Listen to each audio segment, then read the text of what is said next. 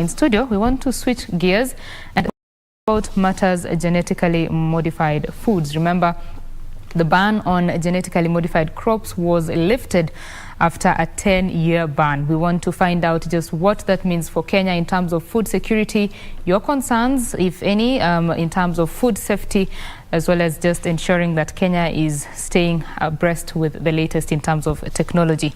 To have this conversation is Dr. Joel Ochieng. He is the head of agricultural biotechnology at the University of Nairobi on my immediate left. Welcome.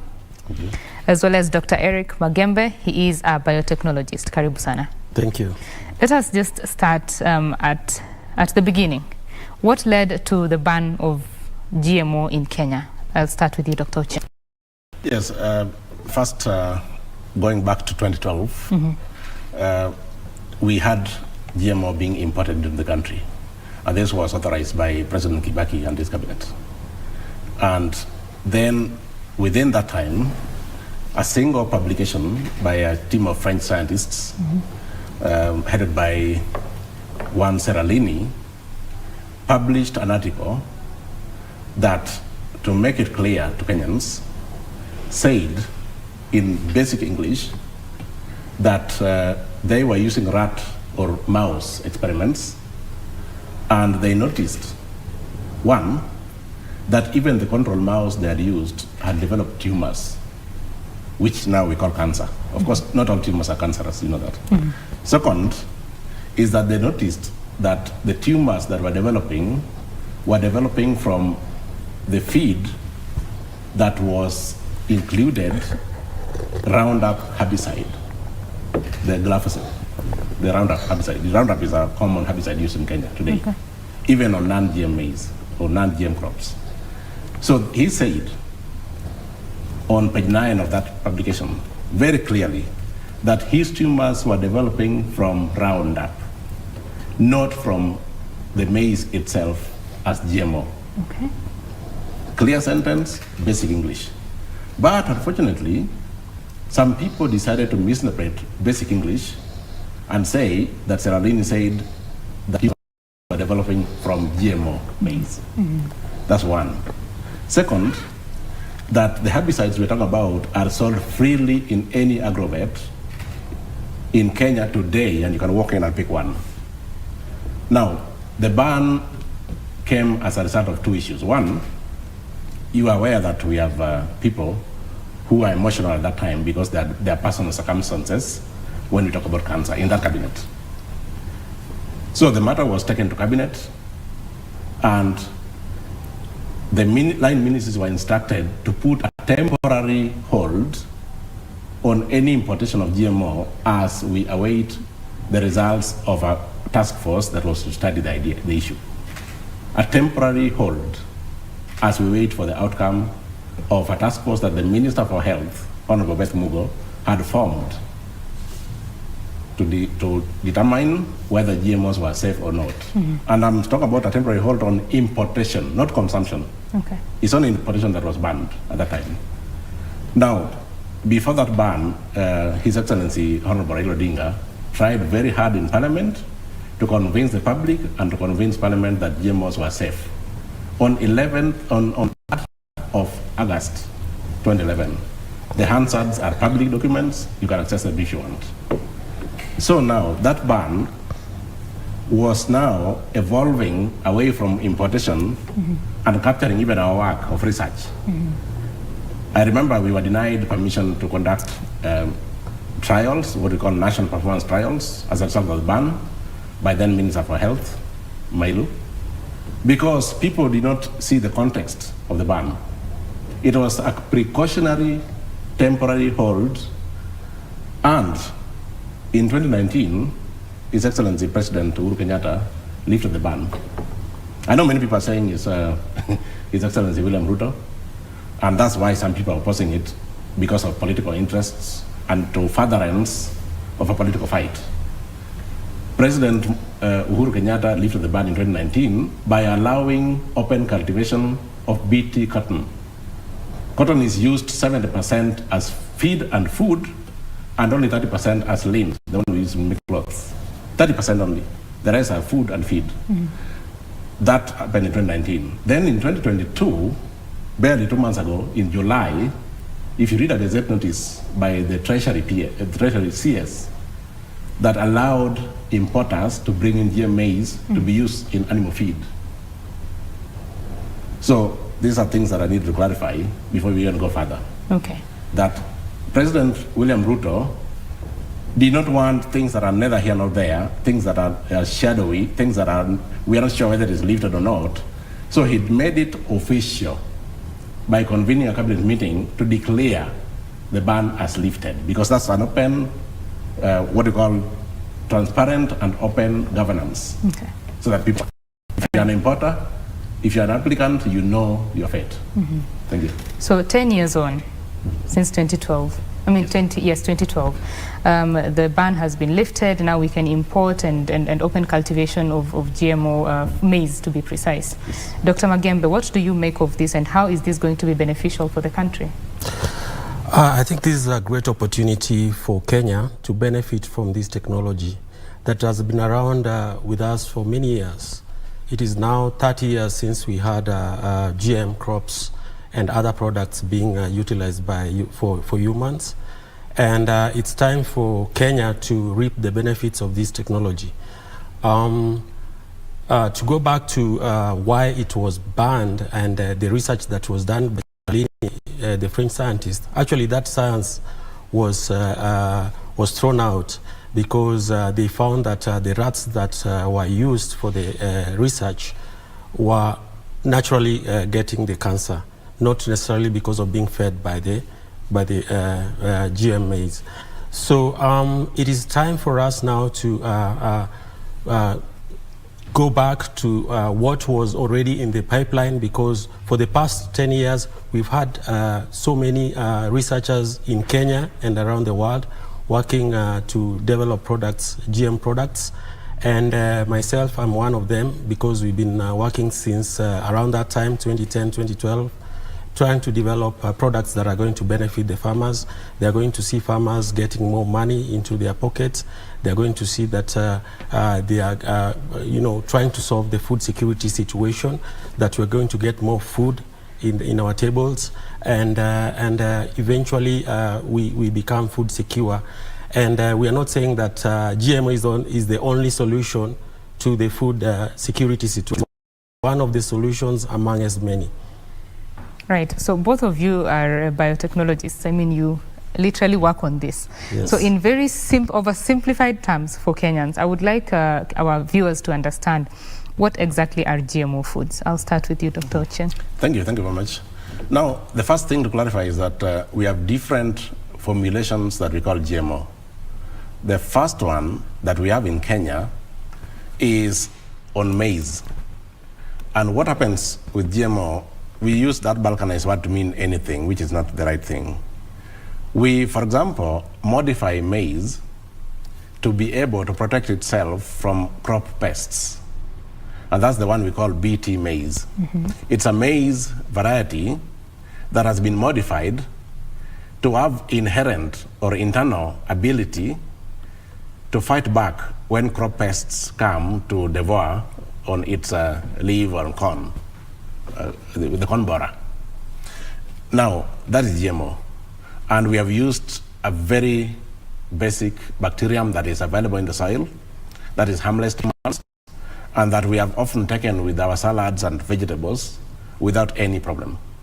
Normally, in GMO formulations, we can never use an item that does not have a long history of safety.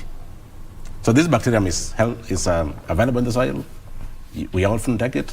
That's the one which has been used in modifying the maize to be able to protect itself from crop pests. And not all pests, a specific pest, the corn borer. So even bees landing on that maize plant is not harmed. It is specific in action, the way malaria queen is specific. You take malaria queen, you don't die, yet it goes to your stomach. It goes for a specific Plasmodium falciparum that causes malaria. It doesn't even kill the bacteria in your tummy. It kills a specific item. That's exactly what we're doing with GM. Now, the other one, which we don't have in Kenya today, is the herbicide-tolerant maize. it has been modified to get herbicide spray so that when weeds compete with your crops, and this is mainly for large-scale farms, like the ones in America, because you cannot weed manually thousands of hectares. So what they do is that you have a Roundup-tolerant maize variety that when you spray, all the weeds die and only your maize remains standing. That's a way of weeding. In Kenyan farms, that may not be necessary at all because you have very small farms, and it's not necessary to have Roundup sprayed on half an acre of a maize farm.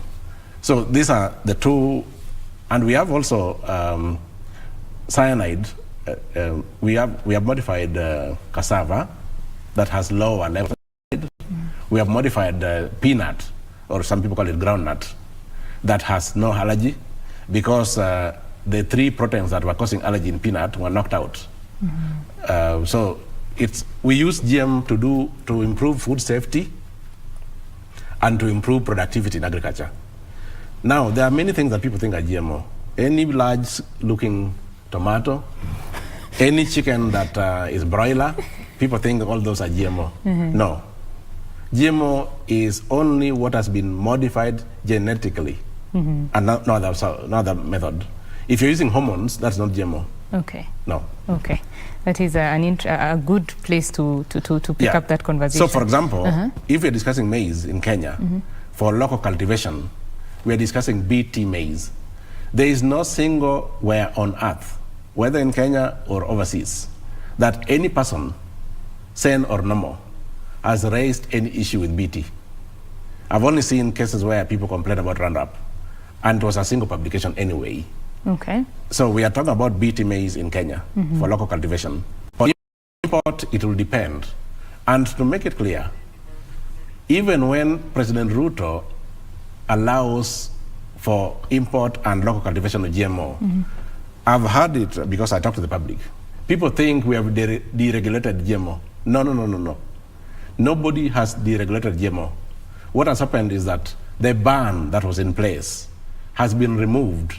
Now, if you want to import, or if you want to develop, or if you want to locally cultivate, you now go through the process that is regulated by the National Biosafety Authority alongside every other regulators like KFIS, KEBS, NEMA, and the rest. Okay.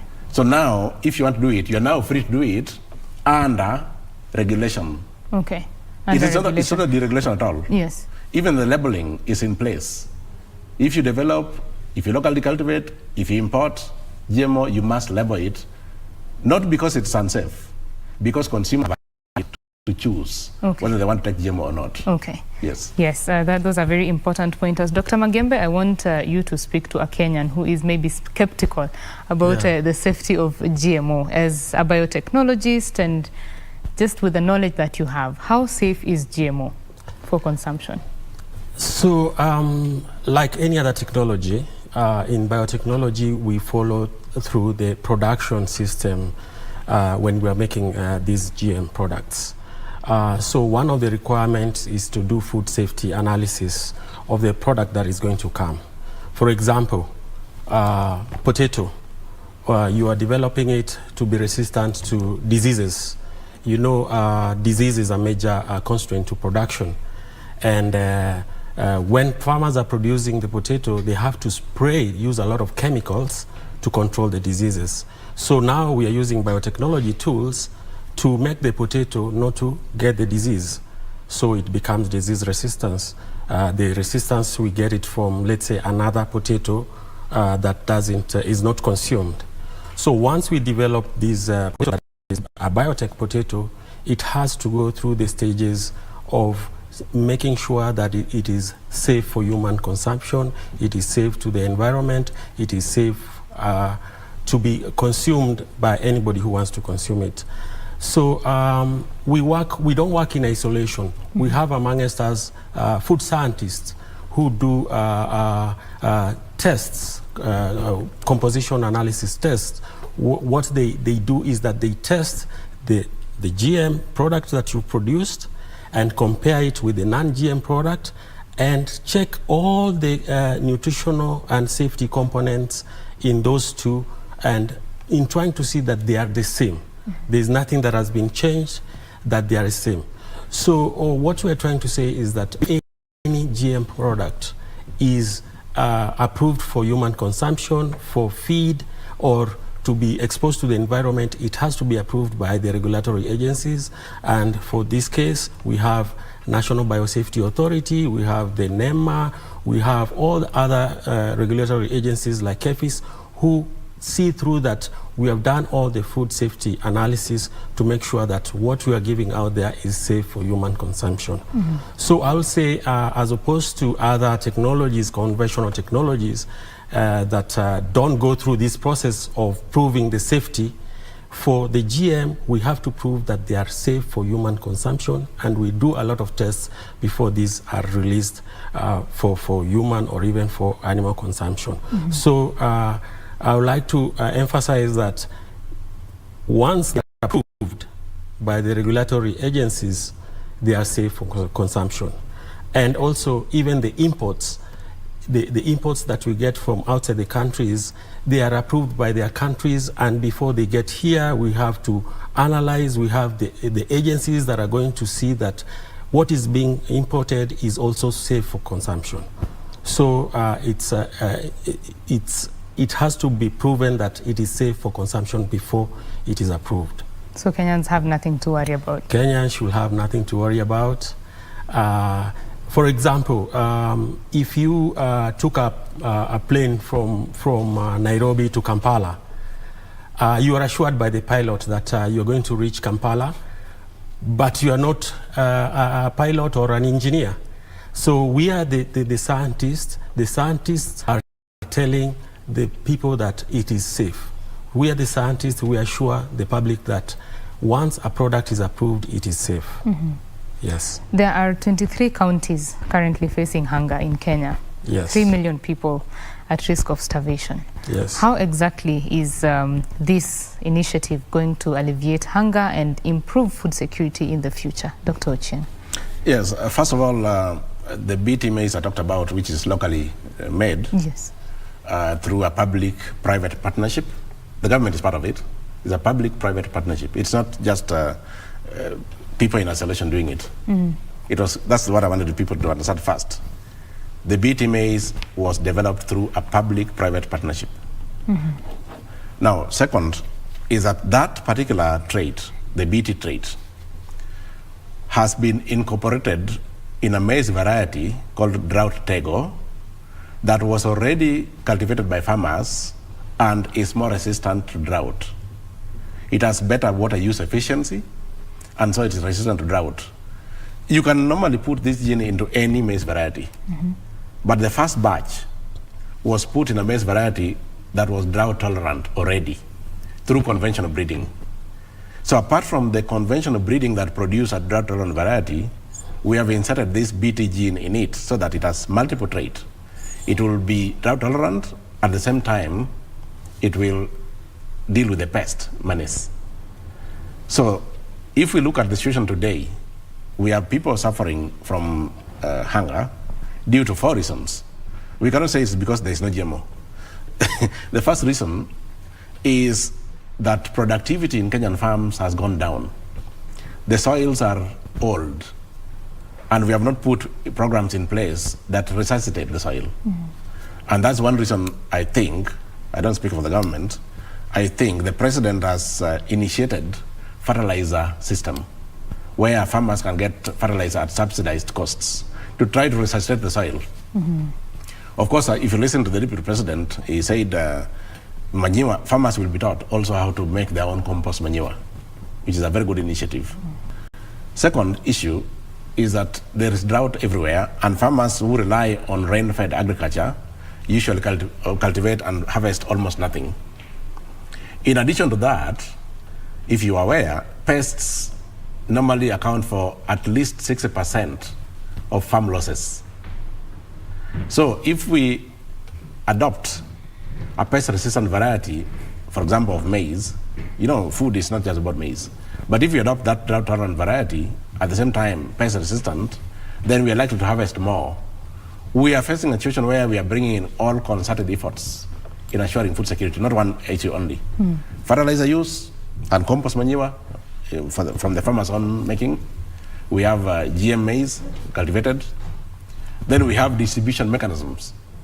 We don't want to hear one side of the country saying we have excess, we want to throw away, and the other side saying we have no food to eat, we're dying. Yet that is the situation right now. Yes, it is, I think.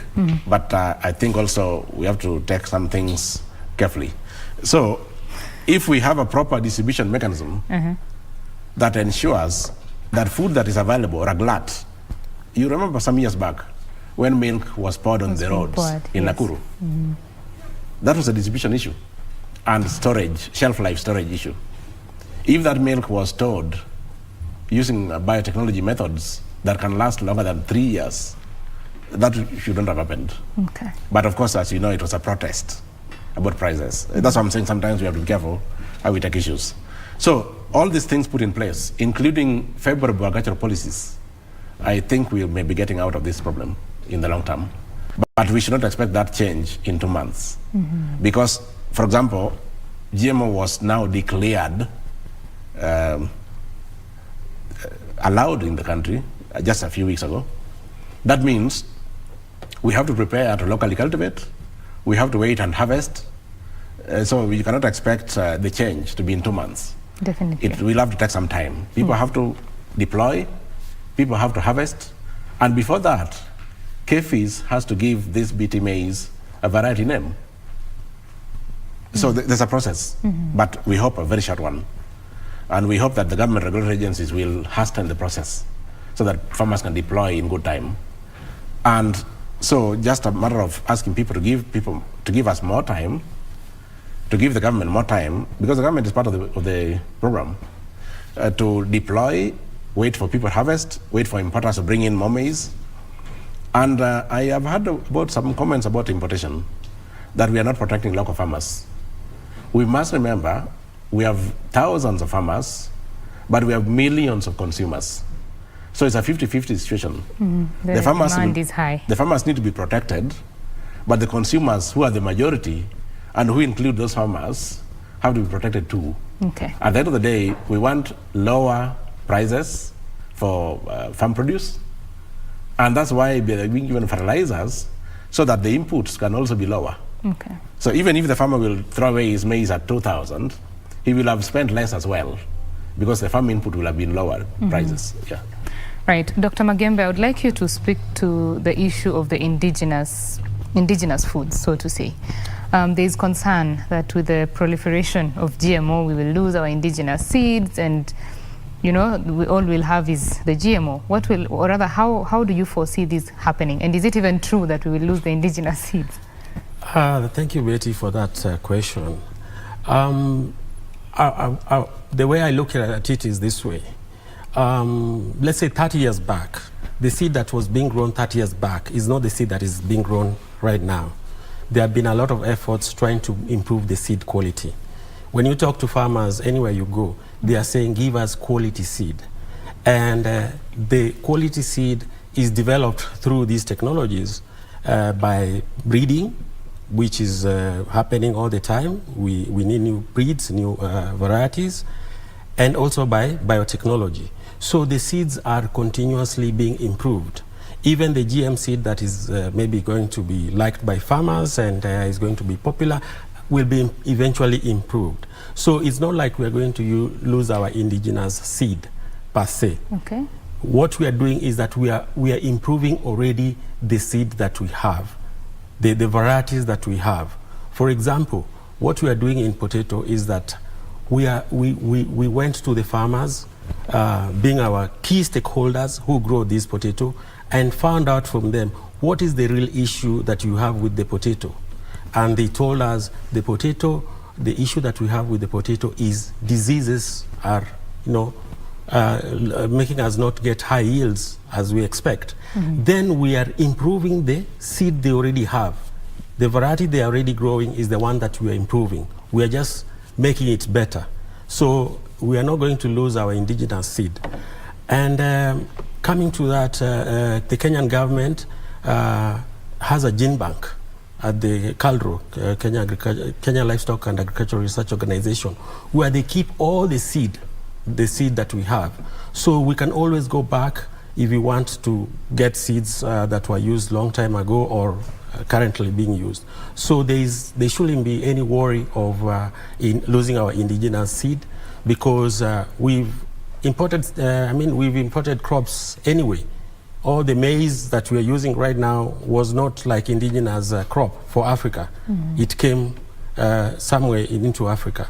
So there are mechanisms by the government trying to conserve the seeds that we have right now. And as biotechnologists, as breeders and other scientists, what we are trying to do is to improve this seed, to make it better so that we can benefit to improve the food security. You have something to add on that a little. The first thing, I think the issue that you're raising is coming from stories about gene flow. That if you plant GM maize next to mine, it will flood mine and then we'll lose indigenous or land races. Okay. The issue is, and this is what is being propagated, if you plant GM maize next to an indigenous maize crop and there's gene flow, there can be. But first, before I say there can be, people need to understand that there are regulations about how to plant GM crops. There is normally a buffer zone, and they are normally planted in exclusive areas. You will not be allowed to just plant it anywhere you want. There are regulations about where to plant them and about the distance of the buffer zone. Okay. But assuming that happens, unfortunately, that there is a gene flow, you will get the foreign gene. But you'll get the foreign gene in a single crop. You will not get it in the next generation. The reason is there is something we call gene decay. Okay. The gene will decay in 2 generations, it's gone completely. So there's no way you're going to lose the indigenous seeds. And that's why even for hybrid seeds that are not GM, if you replant your own seed from your crop, then the hybrid vigor disappears. That's why you can't harvest more. You buy seeds from Agrovet today, deploy them in your farm, hybrid seeds. If you choose to replant your own, the hybrid vigor is halved. So you harvest much lower. And within no time, you're just back to where you came from. So the gene decay ensures that even accidental gene flow will not affect their land races. Okay. Yes. I like that you mentioned that there is a way to plant GMO. It's not there's like a regulation. Everyone can just take it to their farms. It's all regulated. There's a whole mechanism on how you're supposed to grow the GM crops. And the distances are given. And for crops like maize, I think it's some distance like 100 meters away from any other non-GM. Okay. But again, on this, I will say that let's give the farmers the choice. If they want to grow the indigenous, they are free to grow the indigenous varieties or the varieties they've been growing.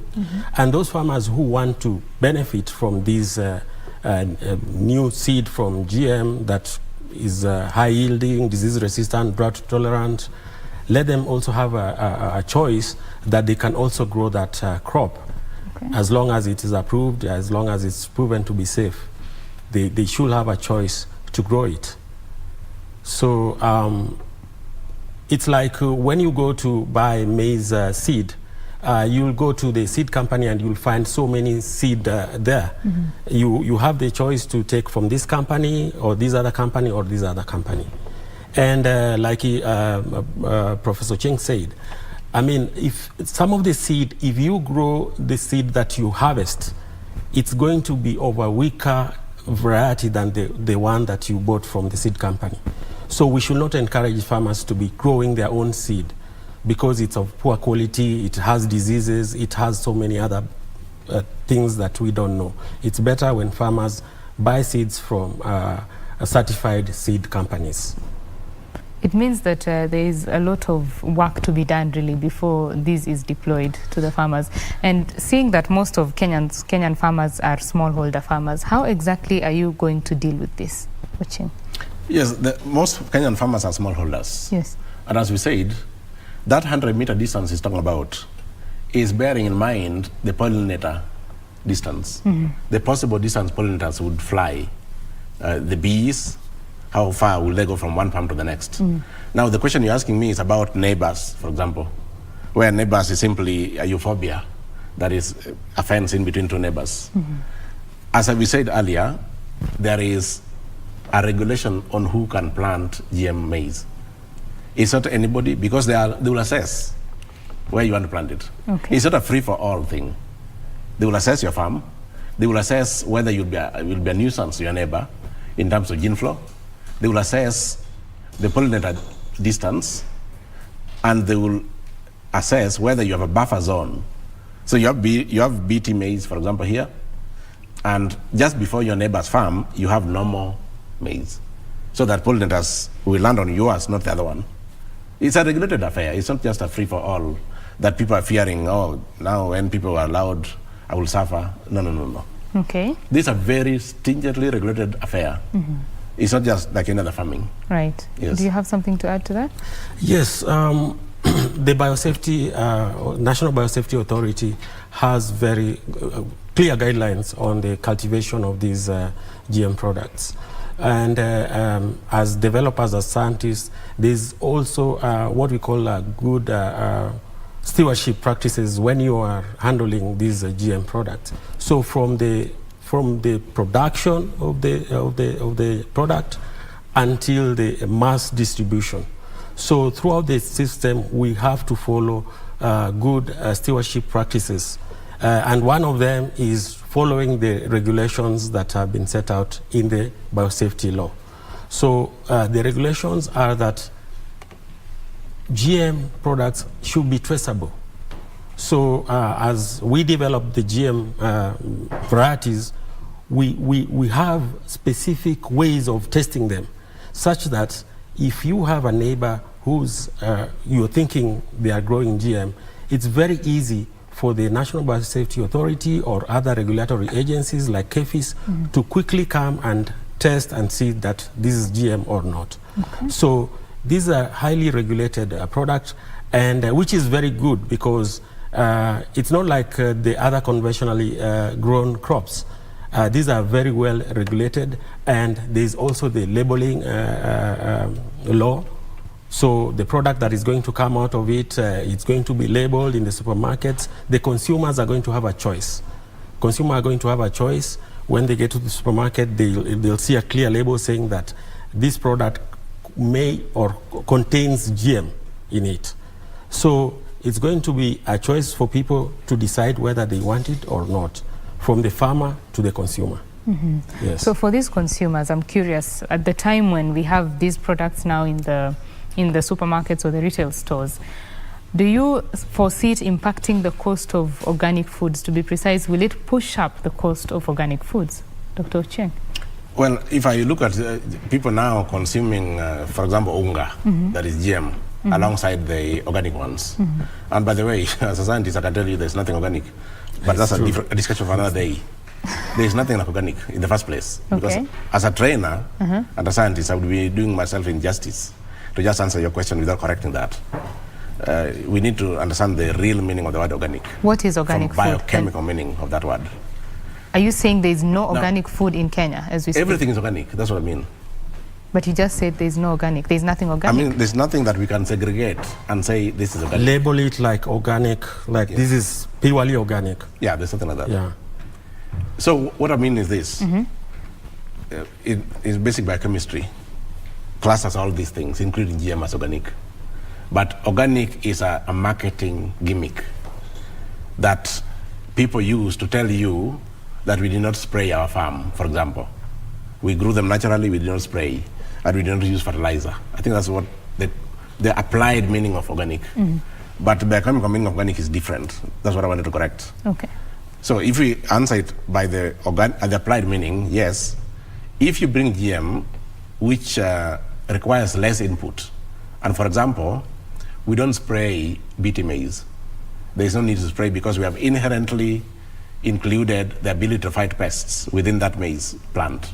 So there's no spraying. The other maize you spray because otherwise it gets destroyed.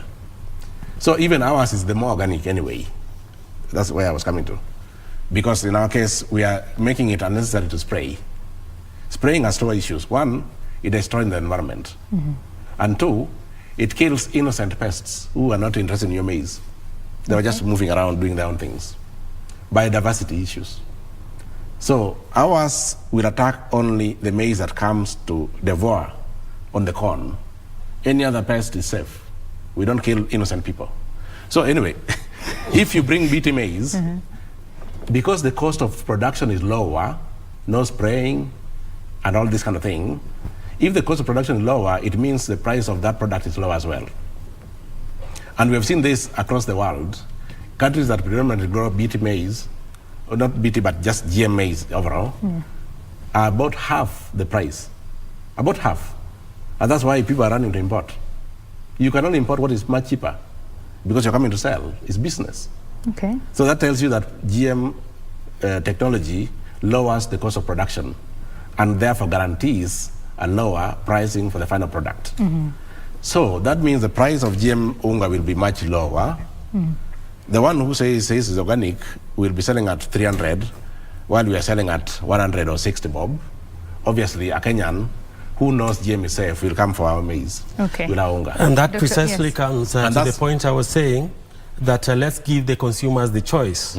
Because eventually, like Ochieng is saying, the GM maize is going to turn out to be cheaper because of the production cost. It's going to be really low to produce it. And then the price on the shelf will be very low compared to the, for example, organic, the one they call organic, which is not really organic. Okay. And then the consumer will have a choice because they have been told by their government that this is safe. So if it's safe, I can consume it. And actually, some time back when we had drought, the government allowed importation of GM, but it was milled on arrival, and it was consumed. And we've never seen any issues. There's never been any issues that has been reported around GM. And for your information, since the 30 years that GMO have been consumed, there is no single case that has been documented that it is unsafe. Well, let's hope that Kenyans are listening. I think there's one thing I need to ask also. Okay. I am a Kenyan. Yes. I live here. I've not expressed any intention of going to live in another country. Okay. This maize we're talking about, BT maize, for example, if it's allowed here, I'll have to consume it. Because I don't think I look frustrated enough to want to die. So for me to vote for something and say it is safe, and that is something I'll be consuming myself and my children and my parents, clearly I must believe in my heart it is safe. Unless I look frustrated, I want to die. No, definitely. And, for most Kenyans, yes, just go ahead, Dr. Magembe. And there's been this misinformation that this technology is being led by multinationals. They are coming to destroy the local companies. And he testifying, and I'm also doing that we have GM products that are being locally, developed here in Kenya and Africa, many of them. And some of them, like the BT maize, the virus-resistant cassava, the disease-resistant potato, they have been produced in the country by majority of scientists who are Kenyans. So there's no way that Kenyans will produce something for other Kenyans that is going to destroy them.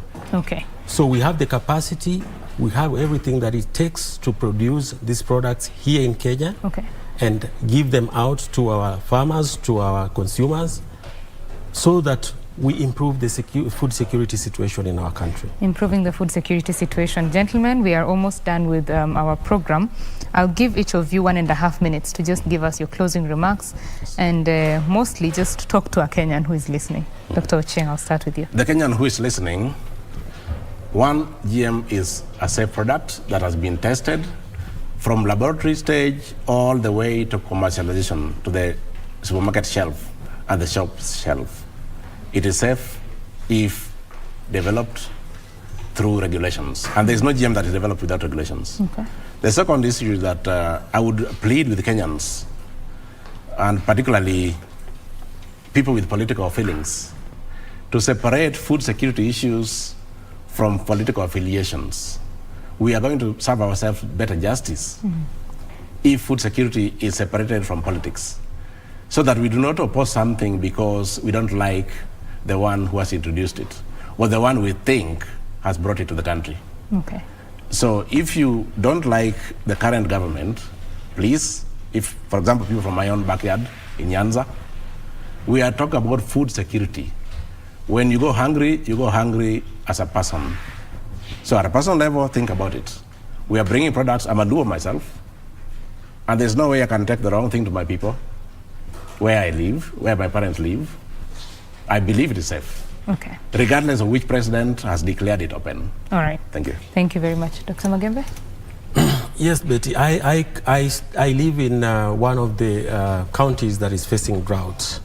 And just last week, I come from Kajiado County. I live in Kajiado County. Last week, one of the big farm holders who has a lot of cattle lost 12 cattle in a day, and the following day 6. So the situation is very bad. And biotechnology and GM is one of the solutions. Is one of the solutions amongst many other solutions to this situation. We have other avenues trying to solve the food security in our country, and GM is just one of them. It's not the silver bullet. So I would like to emphasize that we have the capacity in our country to produce these products, number one. We have the capacity to regulate what is being brought from outside and tell the public that it is safe for us. And number 3, we should use all means possible, including GM, trying to solve the food security situation in our country. Okay. So if, for example, we had drought-tolerant maize that was being grown in Kajiado where I live, we shouldn't have been having this problem. We should have had enough food or feed for our animals. Okay. So let's embrace the technology. It's a technology like any other technology. It has its own regulatory mechanism that is already in place, and let's embrace it and see that we see more food in our tables, and also farmers benefit from this technology. Thank you very much, gentlemen, for sharing with us your thoughts and expertise. Thank you. Thank you. I have been speaking with Dr. Joel Ochieng, the head of agricultural biotech at University of Nairobi, as well as Dr. Eric Magembe, a biotechnologist. We have been talking about the genetically modified foods, what they are, how safe they are for you, and why the government is just lifting the ban now. This has been BizCheck. Thank you very much for watching. My name is Betty Kiptum. Kurunzi Mashinani is coming up with Khalid Abdullahi. Do enjoy the rest of your viewing. Bye-bye.